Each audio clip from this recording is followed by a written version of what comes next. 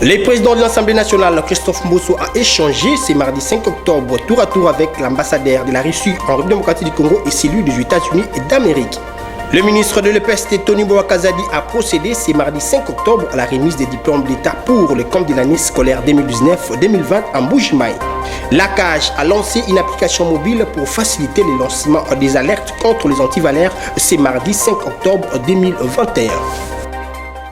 Il est temps de vous informer, mesdames et messieurs, bienvenue dans cette session d'information à la télévision de l'éducation. Place au développement des titres. Dossier de la désignation des membres de la Commission électorale nationale indépendante. L'ambassadeur des États-Unis en République démocratique du Congo, Mike Kamer, a été reçu par le président de la Chambre basse du Parlement.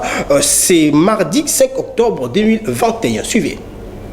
Le président de l'Assemblée nationale, l'honorable Mbosso, m'a demandé de venir à faire cette audience pour m'informer de la situation maintenant pour élire le prochain président de la CENI. Il a eu des réunions avec les ambassadeurs de l'Union européenne.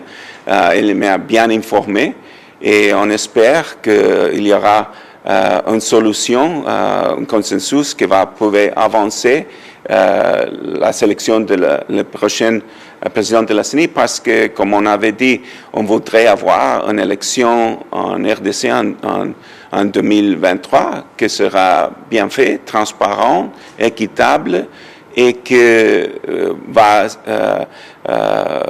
faire avancer la démocratie congolaise. Les États-Unis, l'intérêt des États-Unis est toujours de renforcer la démocratie congolaise. C'est une question entièrement congolaise. Je respecte toujours la souveraineté congolaise, les décisions. Le président Mbosso m'a demandé de me réunir avec les conventions religieuses. Je l'avais fait pour comprendre la situation, mais c'est la décision du président de l'Assemblée nationale et de la confession qu'est-ce qu'ils vont faire prochainement. Et on est ici pour bien entendre la situation et de bien comprendre qu'est-ce qu'on est en train de faire pour renforcer la démocratie congolaise et d'avoir une bonne élection en 2023 dans le cadre de la Constitution. Je suis très heureux que tout le monde est d'accord qu'il n'y aura pas de glissement. Ça, c'est important. Mais maintenant, c'est question de faire avancer le processus et les préparations pour l'élection en 2023. Le président de l'Assemblée nationale a aussi conféré avec l'ambassadeur de la Russie en République démocratique du Congo. Le dossier de la CENI était également au menu. La Chambre basse du Parlement de la République et bien sûr que la majorité des députés de cette Chambre sont les élus de l'Union sacrée, c'est-à-dire ils représentent presque toutes les couches de la population de votre pays et ils ont le droit de déterminer bien sûr les processus qui sont en cours dans votre pays. Quand on parle de l'apport, notre position est très claire. Nous sommes contre toute ingérence dans les affaires intérieures des pays africains, y compris, bien sûr, la République démocratique du Congo, mais nous sommes prêts à le soutenir, à soutenir notamment votre pays au sein du Conseil de sécurité en ce qui concerne vos choix et vos droits souverains pour déterminer le destin et le futur de votre pays. Parlons autre chose à présent. Le ministre de l'enseignement primaire, secondaire et technique, Tony Bouakazadi, a procédé ce mardi 5 octobre 2021 à la remise des diplômes d'État pour le compte de l'année scolaire 2019-2020 en Mbuji-Mayi, dans la province du Kasaï oriental. Suivez cet élément de Ginel Pezo pour avoir plus de précisions. Au cours de cette cérémonie, le ministre de l'EPST a rendu un vibrant hommage aux enseignants pour leur engagement au service des élèves et aux chefs de l'État pour la matérialisation de la gratuité de l'enseignement de base en République démocratique du Congo. Je tiens à exprimer mes hommages les plus déférents à son Excellence, Monsieur le Président de la République et chef de l'État, Félix Antoine Tshisekedi Tshilombo, qui, dès son avènement à la magistrature suprême, a fait de l'éducation le socle de son mandat en mettant en avant-plan la gratuité de l'enseignement primaire, son cheval de bataille, qui se pérennise au jour le jour pour se consolider comme réalité irréversible et non négociable sur l'ensemble du territoire national. Tony Mwabakazadi a rappelé que les lauréats vont récupérer gratuitement le diplôme sans payer aucun franc. Le diplôme d'État est remis gratuitement à la lauréate ou au lauréat par le préfet et aucune condition ne peut être posée pour quelque motif tels que dette vis-à-vis de l'école, transport, etc.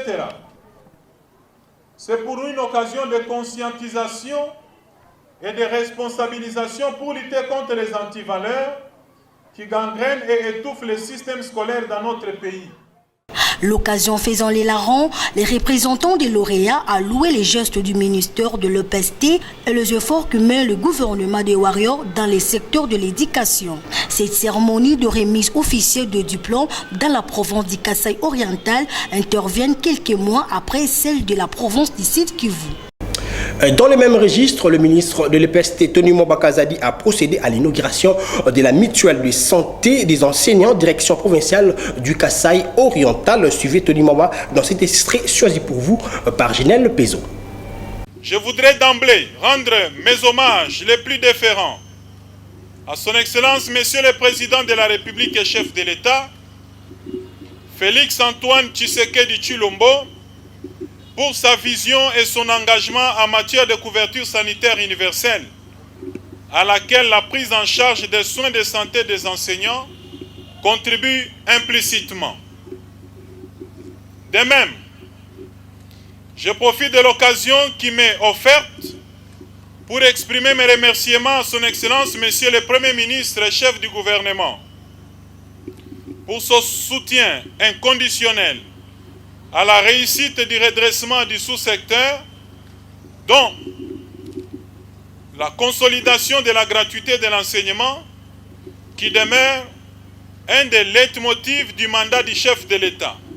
J'officie ce jour cette cérémonie de lancement des activités de la mutuelle de santé des enseignants, qui est une assurance maladie obligatoire de type à l'issue de l'inauguration de ces bâtiments de la MESP, qui marque ipso facto l'effectivité de ces activités, qu'il me soit permis d'inviter les enseignants de Mbujimaï 1, 2 et 3, ainsi que ceux de Kabeyakamwanga déjà identifiés, à se présenter pour le retrait de leur carte de membre, suivant l'organisation interne que l'équipe provinciale de la MESP va communiquer, bien que quelques-unes seront distribuées après la cérémonie. En même temps, cette équipe va enclencher son extension dans les territoires de Tshilenge et Katanda, sans oublier celui de Miabi, pour effectuer le même processus d'identification jusqu'à la capture des enseignants et leurs membres de famille en vue de la couverture totale de la province. Rentrée scolaire 2021-2022, les enfants ont repris le chemin de l'école le lundi 4 octobre 2021. Notre rédaction a pensé aux enfants d'Hilary, suivez cet élément de nos stagiaires de l'UPN. La rentrée scolaire 2021-2022 a été effective ce lundi 4 octobre 2021 sur toute l'étendue du territoire national. Malgré la gratuité de l'enseignement prôné par le président de la République, les enfants de la rue sont livrés à eux-mêmes. Très peu ont accès à l'éducation. Ces enfants doivent souvent travailler ou mendier afin de pouvoir manger.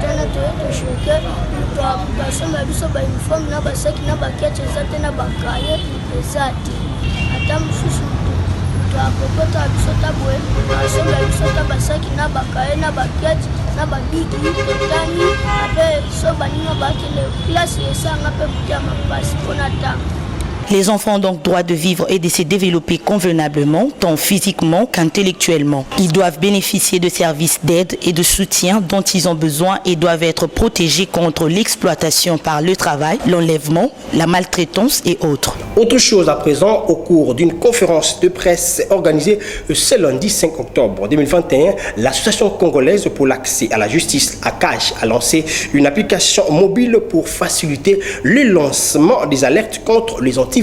Suivez cet élément de Dodo Kalonche et Défend Tundula. Cette application mobile est une innovation technologique au sein de la société civile, notamment dans le secteur de défense des droits de l'homme, et pour la première fois, ACAJ en est propriétaire. Au sortir de la conférence, Maître Georges Kapiamba a donné l'objectif principal de la dite application. Avec l'ensemble de notre équipe technique, nous venons officiellement de lancer cette application mobile Android dénommée ACAJ, qui est un outil indispensable pour permettre à tout le monde de pouvoir nous faire parvenir des alertes sur des violations des droits de l'homme ou abus des droits de l'homme. Et donc cet outil va être utilisé par chacun à partir de son téléphone Android, quel que soit l'endroit ou les lieux sur l'étendue du territoire national où il va se retrouver. Il peut les télécharger, mais aussi l'utiliser pour nous faire connaître les abus des droits de l'homme auxquels il participerait. Le lancement de cette application ne veut pas dire que l'ACAJ abandonne les méthodes classiques qui consistent notamment à recevoir des gens qui peuvent venir alerter ou des victimes. Nous allons continuer avec cette méthode, mais aussi de recevoir des courriers par tous les moyens, soit en les déposant à nos bureaux auprès de nos points focaux qui sont installés à travers le territoire national. Ça va tout simplement s'ajouter à ces méthodes classiques pour renforcer les systèmes de protection de tous contre les abus des droits de l'homme en République démocratique du Congo. Il faut dire que la nouvelle application intitulée ACAJ donne aussi la possibilité de suivre l'actualité du pays ou des différentes communications de l'ACAJ et sera aussi d'une plateforme de formation. Les associations socio-culturelles du Grand Katanga ont honoré le Premier ministre Jean-Michel Sama Lukonde et ont remercié le président de la République pour son choix à judicier à Gatimesi pour plus de détails.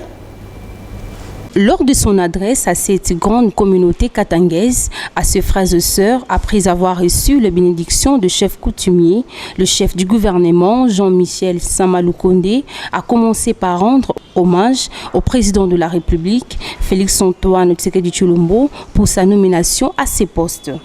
Il a circonscrit son message sur 3 axes principaux, à savoir l'écoute, la disponibilité et l'unité katangaise. C'est ce qui doit régner entre le fils et filles de cet espace, quelle que soit leur divergence. Il a aussi remercié ses frères et sœurs katangais de l'avoir reçu et a reconnu la grande responsabilité que portent tous les dignes fils et filles du Grand Katanga nommés à différents postes de responsabilité. Le chef du gouvernement, Sama Lukonde, n'a pas manqué d'évoquer la question des 145 territoires dont un projet important s'inscrivant dans le cadre du développement à la base est en cours. Profitant de ces moments en famille, le chef du gouvernement central a appelé les Katangais à l'unité, quelles que soient les divergences. Il a fini son discours par l'annonce à sa disponibilité ainsi que celle de tous les membres de son gouvernement pour d'éventuels contacts fructueux. Ici, de rappeler que plusieurs autres personnalités ont pris part à cette cérémonie, entre autres les présidents du Sénat, les honorables députés et sénateurs. Le Premier ministre Jean-Michel Sama Lukonde Kyenge a échangé avec le directeur général des Pharmakina le week-end dernier. Ils ont échangé sur la diversification de l'économie congolaise partant du secteur agronomique. Suivez. Nous voudrions bien sûr que davantage nous puissions générer des capacités supplémentaires et puis d'avoir certaines protections à ce sujet pour générer plus de valeur ajoutée qui pour l'instant est plus générée à l'étranger que dans le pays. c'est un produit naturel, c'est la culture d'un arbre de quinquina qui pousse pendant plus de 7 ans et qui génère une écorce. Et dans cette écorce, il y a une teneur en quinine naturelle qui est raffinée, industrialisée, transformée en sel de quinine pour le marché, pour le combat, pour le traitement du paludisme. Et ce produit-là n'a pas encore de résistance dans ce traitement. Donc principalement pour le traitement de la malaria. Et nous fabriquons également les médicaments. Donc toute cette partie est générée dans le pays. Et nous avons des ambitions d'investir davantage dans le pays. C'est ce que j'ai présenté à son Excellence Monsieur le Premier ministre. Et puis, naturellement, comme toute industrie locale, nous devons avoir davantage d'appui et puis nous allons être des bons partenaires pour l'avenir. Disons que le réel problème, c'est de disposer davantage de quotas de matières premières et qui sont actuellement exportées à l'étranger et qui vont sur le marché de l'exportation à des coûts moins importants, à des prix dumping, etc. Et puis nous perdons toute cette partie alors que nous pourrions l'exporter. Donc le prix d'un kilo de quinine sous forme de matière première est naturellement beaucoup moins important que sous forme de produits finis ou semi-finis. On a une certaine capacité, on ne veut pas prétendre à vouloir avoir le monopole, loin de là. Nous investissons dans le pays comme chacun est libre de le faire dans ce domaine-là. Et puis nous, on a une certaine capacité installée. On peut davantage installer plus de capacité, mais il nous faut des appuis. Très ouverts à ça, donc naturellement, c'est pas un problème qui se traite en 5 minutes, mais je crois qu'il a noté l'essentiel et puis je me sens rassuré. Je me sens rassuré de la discussion que nous avons eue. Donc notre société Pharmakina existe depuis 6 décennies, depuis 1960, et nous comptons encore le rester très longtemps, mais faisons attention à tout. Nous sommes là, que nous sommes présents, nous avons un produit de qualité. La population congolaise connaît très bien notre produit, la quinine, même si elle est un peu amère. La population préfère que la quinine soit amère pour être sûr que ce soit la vraie et bonne quinine Pharmakina. Le député national du FCC exige la suppression de la taxe RAM et demande la démission du ministre de Pétentique, Augustin Kibasa Maliba. Ils l'ont fait savoir au cours d'une déclaration le lundi 4 octobre 2021. Suivez. Au fond de la question des RAM, tenant compte de la condamnation unanime de la taxe RAM par les députés nationaux, aussi bien de la majorité que de l'opposition, lors du débat général sur la question orale avec débat adressé au ministre Augustin Kibasa Maliba à la plénière du 29 septembre 2021, considérant le désaveu général par la population de la perception de cette illégale taxe RAM, faisons solennellement la déclaration suivante. 1. Nous dénonçons le vice de procédure qui a entaché la sélection par le bureau de la question orale avec débat relative à la taxe RAM, au mépris du mécanisme prévu à l'article 175 alinéa 3 du règlement intérieur qui tranche le cas de superposition d'initiatives et de la connexité de leurs objets. 2. Nous exigeons la suppression sans condition de la taxe RAM, le remboursement de la totalité des crédits frauduleusement soustraits dans les différents comptes de crédit des communications de nos concitoyens, la démission du ministre de Pétentique et de tous les membres de la direction de l'ARPTC impliqués dans cette opération, la mise en place d'une commission d'enquête parlementaire en vue d'établir la responsabilité de toutes les personnes impliquées dans cette opération d'escroquerie de la population congolaise. 3. Nous prenons en main la cause du peuple congolais dans ce dossier RAM et promettons de déposer incessamment une motion de défiance contre M. Augustin Kibasa Maliba, ministre de la Pétentique, si l'union sacrée persiste dans son jeu de simulacre. Nous constituer en association de victimes de concussions et de traduire en justice tous les responsables de ces crimes. 4. Nous réaffirmons Pour toutes les autres questions d'actualité, notre soutien à la position du Front commun pour le Congo, FCC en sigle, contenu dans sa déclaration politique du 14 septembre 2021. Que vive la démocratie, que vive la nation congolaise, que vive la République. Fête à Kinshasa le lundi 4 octobre 2021, les députés nationaux du FCC. Le secrétaire général de l'ANADEC appelle le chef des confessions religieuses de travailler dans le sens de cohésion nationale pour ce qui est de la désignation du président de la Commission électorale nationale indépendante.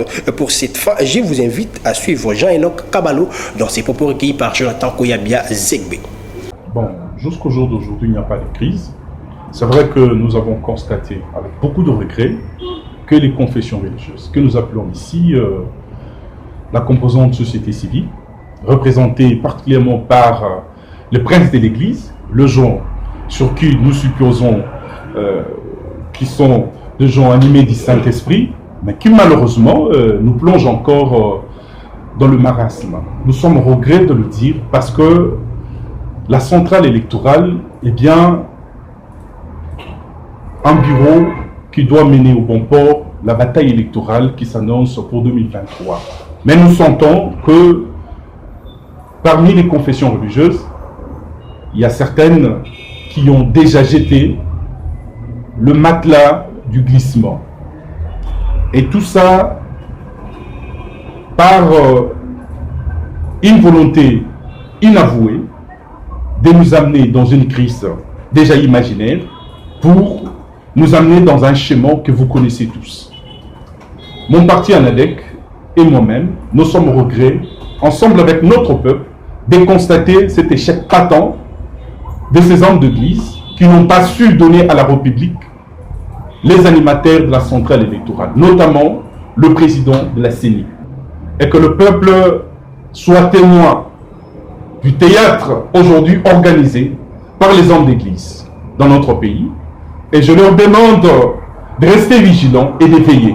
Parlons province dans ce journal en Ituri, dans le cadre de la lutte contre la criminalité urbaine en cette période de l'état de siège dans cette partie de la République, la mairie de la ville de Bunia a été dotée de 10 motos neuves. Nomi Katako pour plus de précisions. Ces motos toutes neuves sont le don du gouverneur militaire de l'Ituri. La remise de ces engins rentre dans le cadre du renforcement de sécurité dans la ville de Bunia et ses environs en cette période où les forces armées sont à la poursuite des forces ennemies, a précisé le gouverneur militaire de l'Ituri, le lieutenant-général Luboyanka Chamadjoni. Monsieur le maire, je vous remets ces 10 motos pour la sécurisation de la ville de Bunia. Et je vous demande de les utiliser en bon père de famille. Et l'insécurité qui a été créée par des motards, il faudrait que le commandant ville soit aussi mobile avec ses hommes pour la poursuite de tous ces bandits-là. Le maire de la ville de Bunia, le commissaire supérieur principal John Kabouilou Maniko, qui a réceptionné ces dons, promet de faire un bon usage. Aujourd'hui, je viens de recevoir 10 motos qui s'ajoutent à d'autres jeeps déjà reçus à la mairie. Et je vous promets que je vais les utiliser en bon père de famille. Ce sont des motos que nous allons utiliser dans le cadre des patrouilles nocturnes. Depuis l'avènement de l'état de siège en Ituri, le gouverneur Luboyanka Chamadjoni consent les sacrifices quant à la restauration de l'autorité de l'État en Ituri. Toujours en Ituri, l'état de siège doit continuer jusqu'à ce qu'il y aura la restauration de l'État dans cette partie du pays, est-elle élevée des forces vives de cette province. Suivez. L'état de siège décrété par le chef de l'État Félix-Antoine Tshisekedi en Ituri doit rester en place jusqu'à pacifier cette partie du pays. Cette position a été exprimée par le participant lors d'un débat public le dimanche 3 octobre dernier entre les autorités de l'état de siège et les couches sociales sur l'évaluation de la situation sécuritaire en Ituri. Plus de 200 km. Au moment où l'armée cherchait à ouvrir cette route, une force étrangère a profité et de pénétrer. Nous devons premièrement, nous Ituriens, de cesser avec nos divergences pour que les tensions de l'armée se convergent vers Adef et traquer systématiquement Adef. La grande majorité qui a pris part a reconnu que les FARDC sont alignés au front en pourchassant les groupes armés qui sèment la terreur ici en province de l'Ituri. L'initiateur de cette émission, l'éditeur responsable du journal Les Millénaires, Georges Kaninda, explique l'importance de ces débats. À la tendance générale qui s'est dégagée dans la salle, les gens veulent que l'état des sièges reste, mais qu'on renforce ces méthodes et qu'on améliore sa manière de faire. Et le maire de la ville qui a représenté les gouverneurs a invité aussi la population à pouvoir collaborer et appuyer l'état des sièges pour que la paix revienne. Prenant la parole au nom du gouverneur de province, le maire policier de la ville de Bunia, le commissaire supérieur principal a saisi cette occasion de réitérer l'engagement du gouvernement de la République à imposer la paix et restaurer l'autorité de l'État sur l'ensemble de l'Ituri. Mission première de l'état des sièges. La population doit être patiente et aussi doit collaborer franchement et étroitement. Et ensemble, nous lutterons pour qu'il y ait une paix totale dans cette... Rappelons que l'Assemblée nationale et Sénat ont prorogé pour la 9e fois cette mesure exceptionnelle à Ituri et au Nord Kivu. Parlons société, la route Matadi dans son tronçon DGC Gramalik se trouve dans un état de destruction très avancé. Suivez cet reportage de nos stagiaires de l'UBN. La route Matadi, dans son tronçon DGC Gramalik, se trouve dans un état de délabrement très avancé et cela inquiète la population de la commune d'Ngalima. À en croire les usagers de cette route, les délabrements de cette voie remontent plus d'une année. Dans la direction, il y a Gramalik, route de Matadi, Delvo, Ipen. Mais on n'arrive pas à comprendre le gouvernement n'a ça fait depuis l'époque. Il y a président de la République sortant, Kabila. C'est le Salah Kabou. Donc on a évité la Zélimi, la Linimi. Parce que des fois, ceux qui ont embouteillage, moi, Moutouka, et dans ma manœuvre, embouteillage grave. Donc, moi, je vais m'aider que c'est centre supérieur exactement. C'est là Moulili. C'est là Koutou. Moulili. De Matadi oyo banda ya maliki awa Esther ti DGC kosala bapine ezokufa bakadere ezotoboka donc tozoni okoma bakomisela biso tronçon oyo banda Esther awa ti DGC oza malamu po tozofuta bataxi na biso soki Rappelons que ces délabrements engendrent les embouteillages monstres et sans compter les eaux de pluie qui débordent de tous bords en cette période. Toujours en société pour boucler complètement cette session d'information, l'avenir évolution au quartier Kimwala dans la commune de Mongafula menant à l'université pédagogique nationale va dans les jours qui viennent vêtir d'une nouvelle robe et c'est à la suite des travaux de la réhabilitation de cette voie. Suivez ces reportages de nos stagiaires pour avoir plus de précisions. Les usagers de l'avenue Révolution dans la commune de Mongafula remercient le chef de l'État, Félix-Antoine Tshisekedi Tshilombo, de son implication pour la reprise de travaux de construction de leur voie abandonnée depuis un temps relativement long. Pour l'instant, la construction du caniveau est finie et la concentration est au remblayage en vue de la construction du béton. La population de cette partie de Kinshasa parle d'un ouf de soulagement, raison pour laquelle elle appelle ainsi à l'achèvement de travaux pour permettre un bon trafic de leurs activités.